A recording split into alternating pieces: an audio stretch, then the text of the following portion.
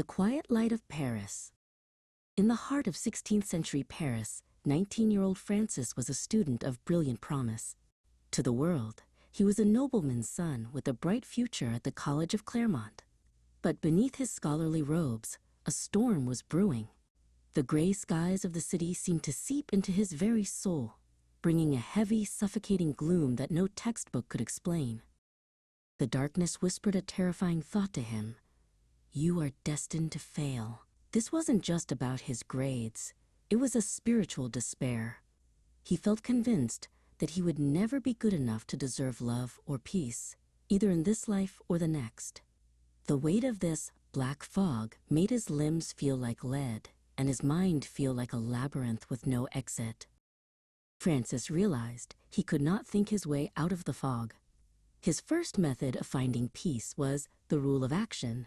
Instead of sitting in his room analyzing his sadness, he forced himself to move. He walked the cobblestone streets of Paris, focusing on the rhythm of his feet hitting the ground. He discovered that movement could sometimes outrun the shadows, even if only for an hour. His second method was the courage of vulnerability. He sought out his tutor and friend, Remy. In a quiet corner of the university library, Francis did the hardest thing of all. He spoke the darkness aloud. He told Remy about the fear that he was lost forever. By sharing the secret, the fear lost some of its power. It was no longer a monster in the dark, but a problem to be faced. Despite his efforts, one evening the despair reached a breaking point. Francis entered the church of Saint-Étienne-des-Grès, feeling as though his heart might shatter. He fell to his knees in the cold silence.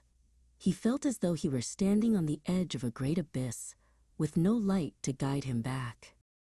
On the wall of the chapel, he saw a tablet inscribed with a prayer to the Virgin Mary, the Memorare. As he read the words, he found his third method, radical abandonment. He made a daring choice. He told the universe, even if I am never to feel joy again, I will spend every moment I have trying to be kind anyway. I give up my need to be certain. This surrender changed everything.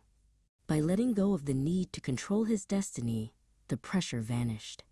He realized he didn't need to know the end of his story to live the current chapter well.